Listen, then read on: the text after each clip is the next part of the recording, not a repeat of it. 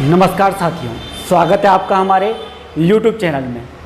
तो आज हम आपके लिए लेके आ रहे हैं भारत के भूगोल का भाग 2 या दूसरा पार्ट, है ना। इससे पहला वाला जो वीडियो है उसमें मैंने आपको बताया था कि भारत की जो स्थिति है वो ग्लोब पे क्या है, भारत की जो सीमाओं का विस्तार हुआ है वो किस प्रकार हुआ है। ठीक है, आज का जो दूसरा वीडियो है भाई, इसके अंतर्गत हम देखने जा रहे हैं कि भारत के सबसे उत्तर में क्या है। तो भारत के नॉर्थ में पड़ता है भाई पूरा हिमालय पर्वत।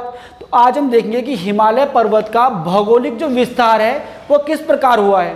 ठीक है, तो जो हिमालय पर्वत का भौगोलिक विस्तार है वो हुआ है भाई 4 भागों में। कितने भागों में? 4 भागों में। हिमालय पर्वत का भौगोलिक विस्तार 4 भागों में हुआ है। जो उसका पहला भाग है वो है आपका ट्रांस हिमालय। कौन सा हिमालय? तो पहला भाग है ट्रांस हिमालय। दूसरा आपका आता है वृहद हिमालय। वृहद हिमालय, या इसे बोलते हैं वृहद हिमालय बोल लो आप, या ग्रेट हिमालय बोल लो, या इसे महान हिमालय बोला जाएगा। ठीक है, वृहद हिमालय, ग्रेट हिमालय, महान हिमालय। ठीक हो गया, सारे इसके नाम हैं। तीसरा जो विभाजन हुआ है ये हुआ है हमारा मध्य हिमालय के नाम से। मध्य हिमालय, इसे आप मध्य हिमालय कह सकते हैं या लघु हिमालय कह सकते हैं। मध्य या लघु हिमालय कह सकते हैं। हिमालय का जो चौथा विभाजन हुआ है वो हुआ है किस रूप में? तो वो हुआ है शिवालिक हिमालय के रूप में। चौथा आ जाएगा आपका शिवालिक हिमालय। ठीक है, या इसे आप बाह्य हिमालय भी कहते हैं। बाह्य, देखो वृहद अलग चीज है और बाह्य अलग है भाई। ठीक हो गया, चलिए। ठीक है, तो इस प्रकार आपको हिमालय का भौगोलिक विभाजन देखने को मिलेगा। पहला ट्रांस, अगला वृहद, तीसरा महा और चौथा शिवालिक हिमालय। ट्रांस, वृहद, मध्य और शिवालिक में। अब बात की जाए अगर पहले पार्ट की, ठीक है, सबसे पहले हम देखेंगे इसमें भाई ट्रांस हिमालय को, कि ट्रांस हिमालय की कंडीशन बनती क्या है। ठीक है, चलो देखा जाए अगर फर्स्ट ट्रांस हिमालय, अगर बात की जाए ट्रांस हिमालय की, तो ट्रांस हिमालय भी अपने आप में कुछ श्रेणियों में विभक्त होगा भाई, है ना। ट्रांस हिमालय के अंतर्गत सबसे पहले आता है जो इस प्रकार से श्रेणियां, जिन्हें बोला जाता है काराकोरम श्रेणी। काराकोरम, ठीक है, ट्रांस हिमालय के अंतर्गत सबसे पहले क्या आएगा? काराकोरम श्रेणी। ठीक है, उसके बाद ट्रांस हिमालय के अंतर्गत आती है लद्दाख श्रेणी। काराकोरम के बाद आ जाएंगी लद्दाख श्रेणी। ठीक है, लद्दाख श्रेणी पहली आएंगी काराकोरम, उसके बाद आएंगी लद्दाख श्रेणी। उसके बाद अगर बात की जाए तो उसके बाद आती है जास्कर श्रेणी। कौन सी श्रेणी? उसके बाद आएंगी भाई जास्कर श्रेणी। जास्कर पहली आई थी काराकोरम, फिर आई आपकी लद्दाख, फिर आई जास्कर, और उसके बाद आएंगी पीर पंजाल श्रेणी। उसके बाद आ जाएगी पीर पांजाल। ठीक हो गया, पीर पंजाल। ठीक, पहली आई थी भाई कौन सी? काराकोरम श्रेणी, उसके बाद आएंगी लद्दाख श्रेणी, फिर आएगी जास्कर, और उसके बाद आएगी पीर पंजाल श्रेणी। अगर ये बात की जाए ये चारों किसके भाग हैं? तो ये सारे भाग हैं भाई ट्रांस हिमालय के। ठीक है, अब ये क्वेश्चन आता है अभी कि काराकोरम जो आपकी श्रेणी है इसमें 2 पर्वत चोटियां आपको याद रखनी है। कौन कौन सी? एक K2, जो क्या है हिमालय की दूसरी सबसे ऊंची चोटी है K2। तो K2 भी किस में आती है? काराकोरम में। उसके बाद कौन सी? K4 भी आती है काराकोरम में। अब जो K2 पर्वत श्रेणी है इसका नाम क्या है? तो K2 को हम बोलते हैं क्या? Godwin Austen. Godwin Austen. ठीक, और जो दूसरी चोटी इसमें काराकोरम में पड़ती है K4, इसे बोलते हैं गैसर ब्रूम। गैसर ब्रूम। ठीक हो गया, तो गॉडविन ऑस्टिन K2 और K4 गैसर ब्रूम दोनों पड़ती है किसमें? ट्रांस हिमालय की काराकोरम श्रेणी में। ठीक है, अगली जो श्रेणी है वो है यहां पर कौन सी? लद्दाख श्रेणी। और लद्दाख श्रेणी में एक पर्वत श्रेणी पड़ती है या पर्वत श्रृंखला पड़ती है या पर्वत चोटी पड़ती है जिसे हम कहते हैं राकापोसी। ये बहुत इंपॉर्टेंट है भाई। लद्दाख हिमालय में पर्वत चोटी पड़ती है जिसे बोला जाता है राकापोसी। ये राकापोसी इंपॉर्टेंट क्यों है? क्योंकि ये राकापोसी विश्व की सर्वाधिक ढाल वाली चोटी है, सर्वाधिक ढाल वाली चोटी। ठीक है, विश्व की सर्वाधिक ढाल वाली चोटी कौन सी है? राकापोसी। और वो किसका भाग है? तो वो ट्रांस हिमालय की लद्दाख श्रेणी का भाग है। क्लियर है? बाकी जास्कर और पीर पंजाल भी किसका भाग होते हैं? ट्रांस हिमालय का पार्ट होता है भाई। ठीक हो गया। ट्रांस हिमालय की 4 पर्वत श्रेणियां आपने पढ़नी है, काराकोरम, लद्दाख, पीर जास्कर और पीर पंजाल। ठीक, बात की जाए अगर किसकी, काराकोरम की, तो 2 चोटियां इंपॉर्टेंट आपने रखनी है। एक K2 भाई हिमालय की दूसरी सबसे ऊंची चोटी है। ठीक हो गया। K2, तो K2 गया आपका कौन सा? K2 का नाम होता है गॉडविन ऑस्टिन और K4 का नाम होता है गैसर ब्रून। ठीक, कितना आप लोगों ने याद रखना है। लद्दाख श्रेणी में पाया जाती है भाई राकापोसी पर्वत चोटी। और राकापोसी की बात की जाए तो भारत की या विश्व की सर्वाधिक ढाल वाली चोटी है। ठीक है, चलिए, तो इस प्रकार से रहता है हमारा ट्रांस हिमालय। ट्रांस हिमालय के बाद अगर हम बात करें, ठीक, ट्रांस के बाद अगर मैं बात करूं तो ट्रांस के बाद अगला हिमालय आ जाएगा कौन सा? तो ट्रांस के बाद आ जाएगा आपका वृहत हिमालय या महान हिमालय। ट्रांस के बाद अगला हम पढ़ेंगे भाई महान हिमालय। महान हिमालय या इसे बोलते हैं वृहत हिमालय। ठीक हो गया। ट्रांस के बाद आता है आपका महान हिमालय या वृहत हिमालय। ठीक, चलिए अब भाई देखो, जो भले K2 जो हमारी ऊंची चोटी है वो किस में है? वो ट्रांस हिमालय में। लेकिन अधिकांश स्तर जो ऊंची चोटियां हैं, अधिकांश स्तर जो ऊंची पर्वत चोटियां हैं वो किस में पाई जाती हैं? महान हिमालय में पाई जाती हैं। ठीक है, सर्वाधिक ऊंची पर्वत चोटियां पाई जाएंगी आपकी महान हिमालय में। तो ठीक है भाई, देखिए जम्मू कश्मीर से ही महान हिमालय प्रारंभ होता है। इस प्रकार से जम्मू कश्मीर से प्रारंभ होगा, आपका उत्तराखंड में भी आएगा, उसके बाद नेपाल में, सिक्किम में और आपका अरुणाचल प्रदेश में। ठीक हो गया। और यहां पे नीचे आता है असम, असम तक। ठीक हो गया, यहां तक। इस प्रकार ये आपको देखने को मिलेगा किसका विस्तार? आपका जो महान हिमालय, इस प्रकार से इसका विस्तार है। ठीक हो गया। अब महान हिमालय भाई जम्मू कश्मीर से आपने देखा, तो ये शुरू कहां से होता है महान हिमालय? तो ये भारत में शुरू होता है भाई नंगा पर्वत से। कहां से? नंगा पर्वत से। या मैं कहूं महान हिमालय या वृहत हिमालय का सबसे पश्चिमी बिंदु कौन सा है? तो रहेगा आपका नंगा हिमालय। क्लियर? चलिए, अब आता है भाई कि महान हिमालय का सबसे पूर्वी बिंदु कौन सा है? तो ये रहेगा आपका नामचा बारवा। नामचा बारवा। ठीक, जो आपका ग्रेट हिमालय महान हिमालय है, इसका सबसे पश्चिमी बिंदु नंगा पर्वत और सबसे पूर्वी जो बिंदु रहेगा वो रहेगा नामचा बारवा। ठीक हो गया। इस प्रकार महान हिमालय का विस्तार चलता है भाई। ठीक हो गया। इसमें अनेक पर्वत चोटियां पाई जाएंगी। जैसे आपको पता है, मैं उत्तराखंड में बात करूं तो यहाँ क्या क्या आती है? तो उत्तराखंड में आ जाएगा भाई आपका बंदरपूंछ, है ना, और क्या आ जाएंगी? गंगोत्री, बंदरपूंछ, गंगोत्री, उसके बाद यमुनोत्री। ठीक, और क्या जाएंगी? त्रिशूल, है ना, और क्या जाएगा? त्रिशूल के बाद आ जाएगा कामेट, आ जाएगी आपकी, है ना, नंदा देवी आ जाएगी भाई। कामेट, नंदा देवी, ये सारी पर्वत श्रेणियां कहां पर आती हैं? उत्तराखंड में पड़ती हैं। पंचाचूली, है ना, बहुत सारी हैं, बंदरपूंछ, गंगोत्री, त्रिशूल, नंदा देवी, पंचाचूली, कामेट, ये सारी जो ऊंची ऊंची पर्वत चोटियां आती हैं ये किस में आती हैं? वृहत हिमालय में आती है और उत्तराखंड में आती हैं। अब बात आती है नेपाल में। नेपाल में भी भाई क्या है? ये इस हिमालय का विस्तार मिलता है। ठीक है, नेपाल में एक तो सबको पता ही है कि हिमालय की सर्वाधिक ऊंची चोटी या विश्व की सर्वाधिक ऊंची चोटी कौन सी है? Mount Everest. माउंट एवरेस्ट, तो माउंट एवरेस्ट किस में आता है भाई? आपका महान हिमालय या वृहत हिमालय में आता है, नेपाल में पड़ता है। इसके अलावा भी नेपाल में बहुत सारी चोटियां आती है भाई आपकी, जैसे जैसा हो जाएगा आपका धौलागिरी,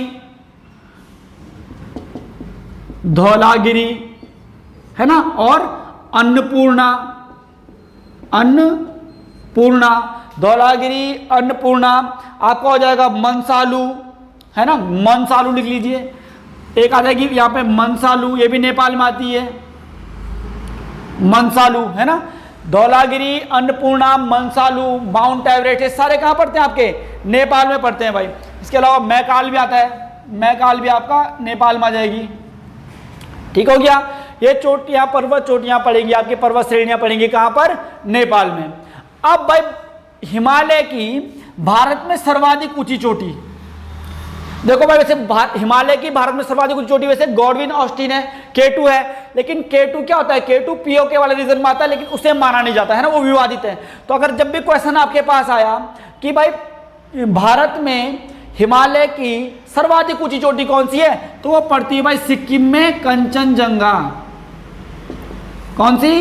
वो पड़ेगी सिक्किम में कंचनजंगा।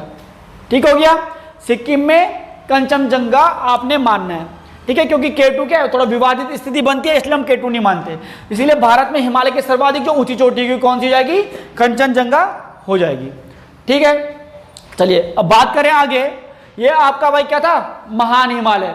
विस्तार होता है इसका नंगा पर्वत से, जाता है कहां तक? नामचा बारवा तक। ठीक हो गया। उत्तराखंड में मैंने आपको बता दिया बंदरपुर, गंगोत्री, यमुनोत्री, त्रिशूल, कामेट, नंदा देवी, ये पर्वत चोटियां आती हैं।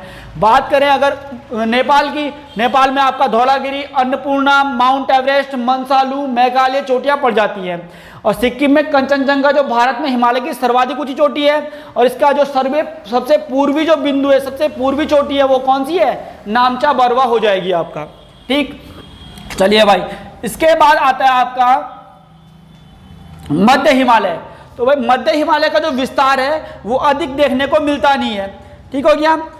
जैसे मध्य हिमालय छोटी छोटी पर्वत श्रेणियों में विभक्त है। जैसे यहाँ पे आएगा तो यहाँ पर जाना जाता है भाई धौलाधार नाम से। किससे? धौलाधार, धौलाधार श्रेणी। ठीक, जब वो उत्तराखंड में आती है तो उसे हम क्या बोलते हैं? मसूरी श्रेणी, है ना, मसूरी श्रेणी के नाम से जाना जाता है भाई उत्तराखंड में। और जब ये नेपाल में जाता है मध्य हिमालय, तो नेपाल में किस नाम से जाना जाता है? तो नेपाल में इसे का देखो भाई ये हो जाएगा जब जो आपका मध्य हिमालय है ये हल्की हल्की भागों में विभक्त होता है ना। पहली जो इसकी श्रेणी बनती है ये बनती है धौलाधार श्रेणी। दूसरी बनती है जब ये उत्तराखंड में आता है तो इसे बोलते हैं मसूरी श्रेणी। तीसरी जब ये आएगा नेपाल में तो इसे बोलते हैं महाभारत श्रेणी। कौन सी? महाभारत श्रेणी। इस प्रकार से आपको किसका विभाजन मिल जाएगा? जो आपका मध्य हिमालय है उसका विभाजन इस प्रकार है भाई। मध्य हिमालय का किसकी श्रेणियों में? पहला धौलाधार श्रेणी आएगी, फिर मसूरी श्रेणी आएगी और फिर महाभारत श्रेणी आएगी। चलिए अब देखते हैं भाई हिमालय का जो अंतिम हिमालय हमारा विभाजन है। ठीक है, हिमालय जो अंतिम हिमालय है वो आता है शिवालिक हिमालय। तो शिवालिक हिमालय शुरू इस प्रकार होता है। देखो शिवालिक हिमालय का कुछ विस्तार भाई पाकिस्तान में भी है। शिवालिक हिमालय जब भारत में शुरू होता है तो इससे इधर पाकिस्तान में भी है। और शिवालिक हिमालय को पाकिस्तान में किस नाम से जाना जाता है? तो शिवालिक हिमालय को पाकिस्तान में जाना जाता है सुलेमान की पहाड़ियां, सुलेमान पहाड़ियों के नाम से। ठीक है, शिवालिक हिमालय को पाकिस्तान में किस नाम से जाना जाता है? तो किस नाम से? सुलेमान की पहाड़ियों के नाम से जाना जाता है। ठीक हो गया। चलिए अब आगे इस प्रकार देखो, ये शिवालिक हिमालय आएगा भाई थोड़ा सा ये, और उसके बाद शिवालिक हिमालय क्या होता है? मध्य हिमालय में ही मिल जाता है। ठीक हो गया, शिवालिक हिमालय मध्य हिमालय में ही मिल जाएगा। ठीक, फिर क्या होता है? थोड़ा आगे बढ़ने के बाद जहां पे हमारा आएगा मेघालय। कहां पर? मेघालय में भाई। तो मेघालय में शिवालिक हिमालय क्या होता है? थोड़ा सा इस प्रकार बाहर आएगा 3 पहाड़ियों के रूप में। ठीक है, मेघालय में शिवालिक हिमालय की 3 पहाड़ियां देखने को मिलेंगी आपको। कौन कौन सी? गारो, खासी और जयंती। तो गारो, खासी, जयंती किसका पार्ट है भाई? हिमालय का पार्ट है। हिमालय में शिवालिक हिमालय का पार्ट है। और कहां पे पड़ता है? मेघालय में तीनों पड़ती हैं। ठीक है, इसके बाद आपका शिवालिक जो हिमालय है ये कहां चला जाएगा? इसके बाद जो शिवालिक हिमालय है ये जाएगा भाई आपका अरुणाचल प्रदेश की तरफ। ठीक है, इस प्रकार से शिवालिक हिमालय अरुणाचल प्रदेश की तरफ निकल जाएगा। और अरुणाचल प्रदेश में इसकी जो पर्वत चोटियां आएंगी वो आएंगी भाई किस नाम से? डाफला, मीरी, अबीर और मिसमी। ठीक है, शिवालिक हिमालय का अरुणाचल प्रदेश में इस प्रकार ये पहाड़ियां छोटे छोटे भागों में बाहर निकलती हैं, डाफला, मीरी, अबीर और मिसमी में। ठीक है, अब देखो इस प्रकार जब अरुणाचल प्रदेश ये घूमा हुआ है तो इस प्रकार यहाँ पे फिर ये पर्वत श्रेणियां घूम के आती हैं भाई, और इन्हें बोला जाता है यहाँ पर आराकाम पर्वत श्रेणी। आराकाम कौन सा? अरुणाचल प्रदेश में ये आराकाम पर्वत श्रेणी के नाम से जानी जाती हैं। ठीक है, आराकाम पर्वत के साथ साथ ही एक पर्वत श्रेणियां और चलती हैं जिन्हें बोलते हैं पटकई की पहाड़ियां। मैंने आपको बताया था कि भारत और म्यांमार को कौन अलग करता है? पटकई की पहाड़ियां। तो यहीं पे आपकी अरुणाचल प्रदेश में पड़ती हैं भाई पटकई की पहाड़ियां, पटकई पहाड़ियां। ठीक है, इसके बाद भाई जब शिवालिक हिमालय नीचे की तरफ आता है तो जहां पे क्या है? नागालैंड, नागालैंड में पड़ जाएंगी नागा की पहाड़ियां। ठीक है, और लास्ट में जहां पे मिजोरम है वहां पे पड़ जाएंगी मिजो की पहाड़ियां। ये सब किसका पार्ट है? तो ये सारे शिवालिक हिमालय का ही पार्ट है। ठीक है, इस प्रकार हमने देखा भाई शिवालिक हिमालय का विभाजन। शिवालिक हिमालय पाकिस्तान में सुलेमान की पहाड़ियों के नीचे पहाड़ी के नाम से जाना जाता है। उसके बाद शिवालिक हिमालय मध्य हिमालय में मिल जाता है। मेघालय में शिवालिक हिमालय हमको देखने को मिलता है गारो खासी जयंती के रूप में। ठीक है, उसके बाद अरुणाचल प्रदेश में पहाड़ियां जो दिखती हैं वो दिखती हैं डाफला, मीरी, अबीर और मिसमी के रूप में। ठीक, अरुणाचल प्रदेश में शिवालिक पहाड़ियों का एक पर्वत श्रृंखला बनती है जिसे हम बोलते हैं आराकाम पर्वत श्रृंखला। लिखा हुआ है आराकाम पर्वत श्रृंखला। ठीक, आराकाम के साथ साथ ही आपको पटकई की पहाड़ियां दिखेंगी, नागालैंड में नागा की पहाड़ियां दिखेंगी और मिजोरम में मिजो की पहाड़ियां दिखेंगी। इस प्रकार भाई ये हिमालय का विभाजन हुआ है। ठीक है, चलिए अब यहां पे आपने एक चीज और ध्यान रखनी है इसमें। ठीक, देखिए सबसे पहला आया हमारा ट्रांस हिमालय, ट्रांस के बाद आया भाई विरहत हिमालय, विरहत के बाद आया हमारा मध्य हिमालय या लघु हिमालय, विरहत या महान। ठीक है, उसके बाद आया हमारा शिवालिक हिमालय, शिवालिक या जिसे हम बोलते हैं बाह्य। इन चार भौगोलिक भागों में हमने हिमालय को बांटा था भाई। ठीक हो गया। अब ट्रांस और विरहत हिमालय को कौन सी लाइन अलग करती है? ट्रांस और विरहत हिमालय को कौन सी लाइन अलग करती है? तो ये करती है भाई आपका सचर जोन। ठीक, विरहत हिमालय और मध्य हिमालय को कौन सी लाइन अलग करती है? तो ये आएगा आपका MCT, मेन सेंट्रल थ्रस्ट, या इसे हिंदी में बोलेंगे मुख्य केंद्रीय भ्रंश। इंग्लिश में हो जाएगा मेन सेंट्रल थ्रस्ट। लघु हिमालय और शिवालिक हिमालय को कौन सी लाइन अलग करती है? तो इसे बोलते हैं MBT, मेन बाउंड्री थ्रस्ट या मुख्य सीमांत भ्रंश, मुख्य सीमांत भ्रंश।